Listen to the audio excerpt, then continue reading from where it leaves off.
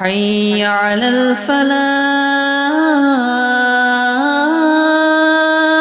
وقل رب زدني علما.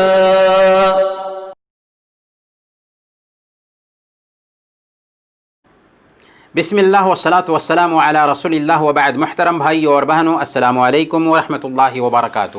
پروگرام نبوی قصے میں آپ سب کا استقبال ہے، اور آج ہماری گفتگو کا ٹاپک ہوگا کوڑھی، اندھا اور گنجا کا قصہ. آج ہم نبوی قصوں میں سے ایک قصہ آپ کی خدمت میں پیش کریں گے، یعنی کوڑھی، اندھا اور گنجا کا قصہ. صحیح بخاری اور مسلم کی یہ روایت ہے.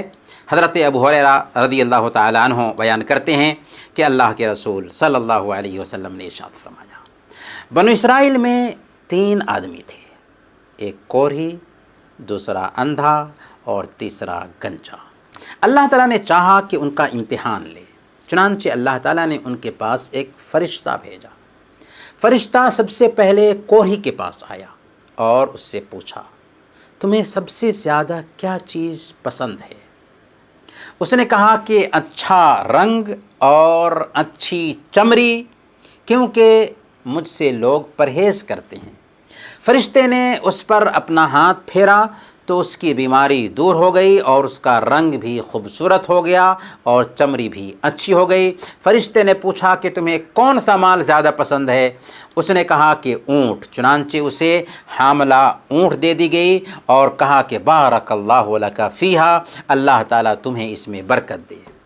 پھر فرشتہ دوسرے آدمی گنجے کے پاس آیا اور اس سے پوچھا کہ تمہیں کیا چیز سب سے زیادہ پسند ہے؟ اس نے کہا کہ عمدہ بال اور موجودہ میرا عیب ختم ہو جائے، کیونکہ لوگ اس کی وجہ سے مجھ سے پرہیز کرتے ہیں. فرشتے نے اس کے سر پر ہاتھ پھیرا اور اس کا عیب جاتا رہا اور اسے عمدہ بال دے دیا گیا. پھر فرشتے نے اس سے پوچھا کہ تمہیں کس طرح کا مال زیادہ پسند ہے؟ اس نے کہا کہ گائے. فرشتے نے اسے ایک حاملہ گائے دے دی اور کہا کہ بارک اللہ لک فیہا، اللہ تعالیٰ تمہیں اس میں برکت عطا فرمائے. پھر فرشتہ اندھے کے پاس آیا اور کہا کہ تمہیں کیا چیز سب سے زیادہ پسند ہے؟ اس نے کہا کہ اللہ تعالیٰ مجھے میری آنکھ کی روشنی لوٹا دے تاکہ لوگوں کو میں دیکھ سکوں. فرشتے نے ہاتھ پھیرا اور اللہ تعالیٰ نے اس کی بینائی واپس کر دی. پھر پوچھا کہ تم کس طرح کا مال پسند کرو گے؟ اس نے کہا کہ بکریاں. فرشتے نے اسے ایک حاملہ بکری دے دی. پھر تینوں جانوروں کے بچے پیدا ہوئے، یہاں تک کہ کوڑھی کے اونٹوں سے اس کی وادی بھر گئی، گنجے کی گائے بیل سے اس کی وادی بھر گئی اور اندھے کی بکریوں سے اس کی وادی بھر گئی. پھر دوبارہ فرشتہ اپنی اسی پہلی شکل میں کوڑھی کے پاس آیا اور کہا کہ میں ایک غریب، مسکین، فقیر آدمی ہوں، سفر کا تمام سامان اور اسباب ختم ہو چکا ہے اور اللہ تعالیٰ اور پھر تیرے سوا کسی سے ضرورت پوری ہونے کی امید نہیں دکھ رہی ہے. میں تم سے اسی ذات کا واسطہ دے کر جس نے تمہیں اچھا رنگ اور اچھا چمڑا عطا کیا ہے، ایک اونٹ کا سوال کرتا ہوں جس سے اپنا سفر پورا کر سکوں. اس نے فرشتے سے کہا، میرے ذمہ اور بھی بہت سارے حقوق ہیں. فرشتے نے کہا، غالباً میں تمہیں پہچانتا ہوں.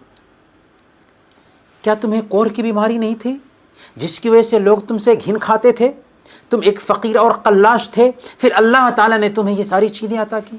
اس نے کہا، یہ ساری دولت تو میرے باپ دادا سے مجھے ملی ہے. فرشتے نے کہا، ان کنت کاذبا فصیرک اللہ الی ما کنت، اگر تم جھوٹے ہو تو اللہ تعالیٰ تمہیں اپنی پہلی حالت پر لوٹا دے. پھر فرشتہ گنجے کے پاس اپنی اسی پہلی صورت میں آیا اور اس سے بھی وہی درخواست کی اور اس نے بھی کوڑھی والا ہی جواب دیا. فرشتے نے کہا کہ ان کنت کاذبا فصیرک اللہ الی ما کنت، اگر تم جھوٹے ہو تو اللہ تعالیٰ تمہیں اپنی پہلی حالت پر لوٹا دے۔ اس کے بعد فرشتہ اندھے کے پاس آیا اپنی اسی پہلی صورت میں اور کہا کہ میں ایک مسکین آدمی ہوں، سفر کے سارے سامان ختم ہو چکے ہیں اور سوائے اللہ تعالیٰ کے اور پھر تمہارے کسی سے ضرورت پوری ہونے کی امید بھی نہیں لگتی ہے۔ میں تم سے اس اللہ کا واسطہ دے کر جس نے تمہیں تمہاری بینائی واپس کر دی ہے ایک بکری مانگتا ہوں جس سے میں اپنے سفر کی ضروریات پوری کر سکوں۔ اندھے نے جواب دیا قد کنت اعمی فرد اللہ الی بصری فخذ ما شئت ودع ما شئت فواللہ لا اجہدک اليوم شیئا اخذتہ للہ۔ واقعی میں اندھا تھا اور اللہ تعالیٰ نے مجھے اپنے فضل سے بینائی عطا فرمائی، اور واقعی میں فقیر اور محتاج تھا اور اللہ تعالیٰ نے مجھے مالدار بنایا۔ تم جتنی بکریاں چاہو لے جا سکتے ہو، اللہ کی قسم جب تم نے اللہ کا واسطہ دیا ہے تو جتنا بھی تمہارا جی چاہے لے جاؤ، میں تمہیں ہرگز نہیں روک سکتا۔ فرشتے نے کہا کہ تم اپنا مال اپنے پاس رکھو، یہ تو صرف امتحان تھا اور اللہ تعالیٰ تم سے راضی اور خوش ہے اور تمہارے دونوں ساتھیوں سے ناراض ہے۔ قصہ ختم ہوا۔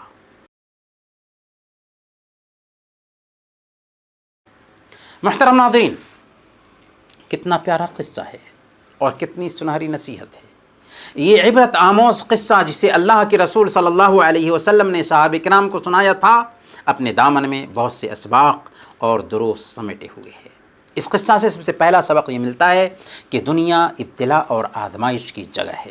اللہ نے ہمیں اس لیے پیدا کیا ہے تاکہ آزمائیں۔ اللہ تعالیٰ نے فرمایا الذی خلق الموت والحیات لیبلوکم ایکم احسن عملا، جس نے موت اور زندگی کو اس لیے پیدا کیا تاکہ تمہیں آزمائیں کہ تم میں بہتر اور اچھا عمل کون کرتا ہے، کیونکہ امتحان کے ذریعہ ہی اچھے اور برے میں تمیز ہو سکتی ہے، نیک اور بد کی پہچان ہو سکتی ہے۔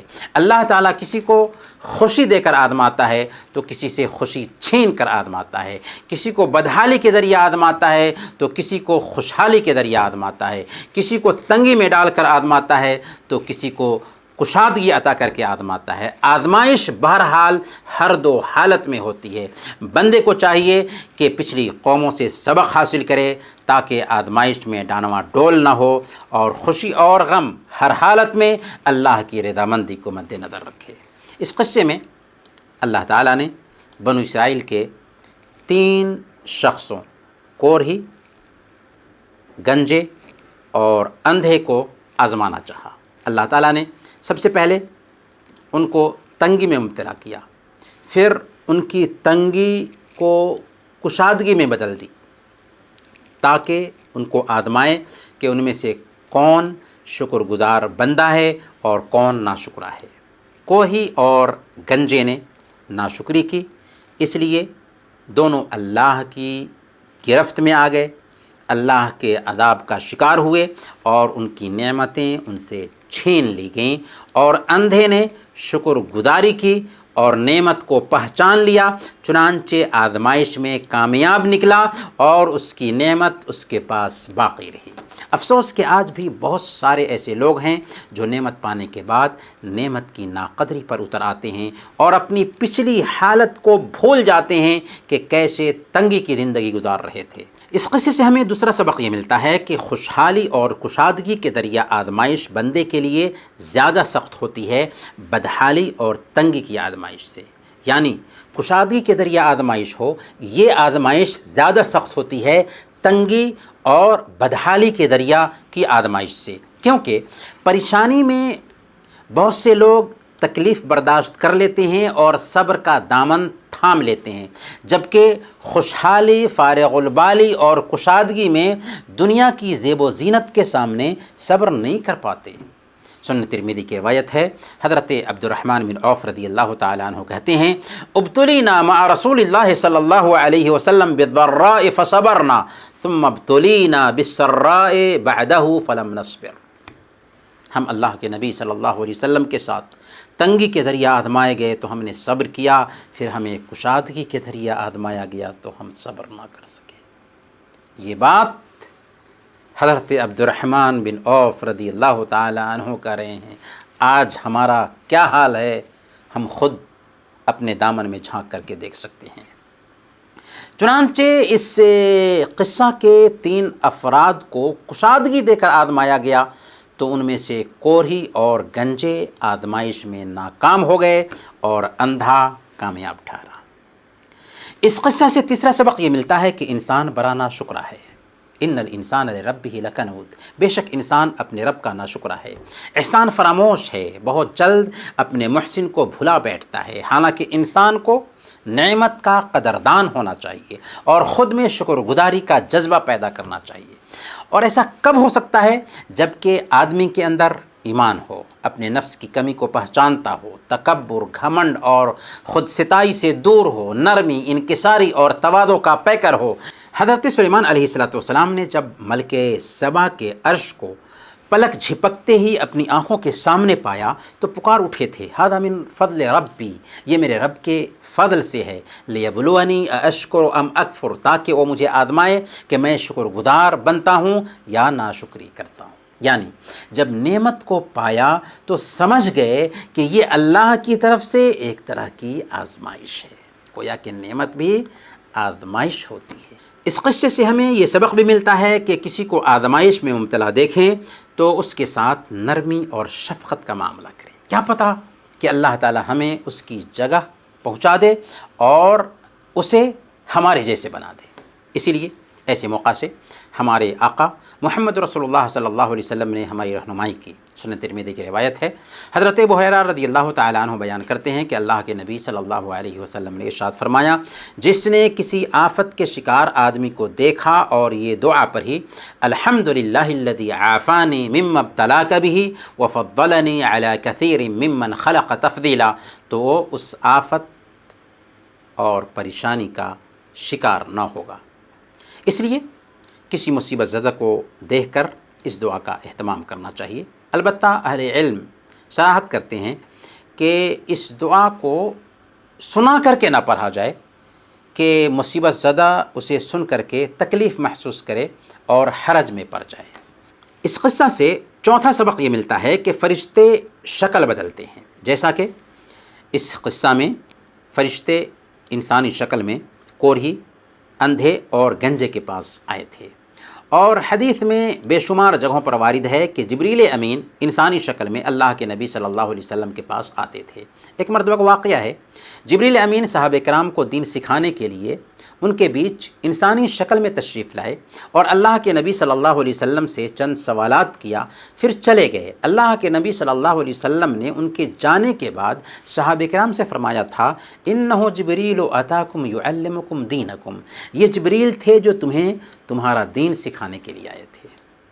اس قصہ سے پانچواں سبق یہ ملتا ہے کہ ایک آدمی کو اس بات کا حریص بننا چاہیے کہ فرشتے اس کے لیے دعا کریں، جیسا کہ فرشتوں نے ان تینوں کے لیے دعا کی اور اللہ تعالیٰ نے ان کے عیب کو دور کر دیا اور انہیں اللہ تعالیٰ نے نعمتوں سے مال کیا۔ جن چیزوں سے فرشتوں کی دعا حاصل ہوتی ہے ان میں ایک یہ ہے کہ ہم اپنے بھائی کے لیے اس کے غائبانہ میں دعا کریں، فرشتے بھی ہمارے لیے دعا کریں گے۔ اسی طرح ایک بندے کو اس بات سے بھی آگاہ رہنا چاہیے کہ فرشتے اس پر بد دعا نہ کریں، اور جن لوگوں پر فرشتے بد دعا کرتے ہیں ان میں سے ایک ہے وہ جو اللہ کے نبی صلی اللہ علیہ وسلم کا نام سنتا ہے اور آپ پر درود و سلام نہیں بھیجتا ہے، اور وہ بھی ہے جو اپنے والدین یا ان میں سے کسی ایک کو بڑھاپے میں پاتا ہے اور ان کی خدمت کر کے جنت حاصل نہیں کر لیتا۔ اس قصہ سے چھٹا سبق یہ ملتا ہے کہ نعمت پر شکر گزاری سے نعمت باقی رہتی ہے اور نعمت کی ناقدری سے نعمت چھین لی جاتی ہے۔ اللہ تعالیٰ نے فرمایا، لَإِن شَكَرْتُمْ لَأَزِيدَنَّكُمْ وَلَإِن كَفَرْتُمْ إِنَّ عَذَابِي لَشَدِيدٌ، اگر تم شکر ادا کرو گے تو میں تم پر نعمتوں میں اور اضافہ فرماؤں گا، اور اگر تم ناشکری کرو گے تو میرا عذاب یقیناً سخت ہے۔ اور اللہ تعالیٰ نے اپنی کتاب میں ایک ایسی بستی کی مثال بیان فرمائی، कानत आमिनतन मुतमइन्नतन यअतीहा रिज़्क़ुहा रग़दन मिन कुल्लि मकानिन फ़कफ़रत बिअनउमिल्लाह फ़अज़ाक़हल्लाहु लिबासल जू'i वल ख़ौफ़ि बिमा कानू यस्नऊन। वो बस्ती बड़े अमन और इत्मीनान से आबाद थी, उसका रिज़्क़ उसके रहने वालों, उसके मकीनों के पास हर तरफ से बड़ी वसअत और फरागत के साथ आता था। फिर उस बस्ती के रहने वालों ने अल्लाह की नेमतों की नाशुक्री की तो अल्लाह ताला ने उसे भूख और ख़ौफ के अज़ाब का लिबास पहना दिया उन आमाल के सबब जो वो किया करते थे। गोया के नाशुक्री आई तो अल्लाह रब्बुल आलमीन ने नेमतें छीन ली। इस क़िस्से से सातवां और आखिरी सबक ये मिलता है कि बंदा को चाहिए कि अल्लाह के साथ अदब को मलहूज़ रखे। चुनांचे हम इस क़िस्सा में देखते हैं कि फ़रिश्ता आकर कहता है फ़ला बलाग़ ली अल-यौम इल्ला बिल्लाहि सुम्मा बिक। यहाँ पर अक़ीदा का एक अहम मसला बयान किया गया है। आम तौर पर हम कहते हैं अगर अल्लाह चाहे और आप चाहें तो ये काम हो जाएगा, ऐसा कहना गलत है। कहना चाहिए अगर अल्लाह चाहे फिर आप चाहें तो ये काम हो जाएगा। अल्लाह के रसूल सल्लल्लाहु अलैहि वसल्लम के पास एक आदमी आया और उसने कहा कि अगर अल्लाह चाहे और आप चाहें। आप सल्लल्लाहु अलैहि वसल्लम ने फरमाया ला तक़ूलू मा शा अल्लाह व शा फ़ुलान वलाकिन क़ूलू मा शा अल्लाह सुम्मा शा फ़ुलान। ये मत कहो कि अगर अल्लाह चाहे और आप चाहें, बल्कि ये कहो अगर अल्लाह चाहे फिर आप चाहें, क्योंकि वाव से बराबरी लाजिम आती है और सुम्मा से दूरी हो जाती है। मुहतरम भाइयों और बहनों, इन्हीं चंद कलिमात के साथ हम आपसे रुख़्सत होते हैं। अगले एपिसोड में इंशाअल्लाह फिर मिलेंगे। तब तक के लिए इजाज़त दीजिए। व सल्लल्लाहु अला नबीना मुहम्मद व अला आलिहि व सहबिही अजमाइन।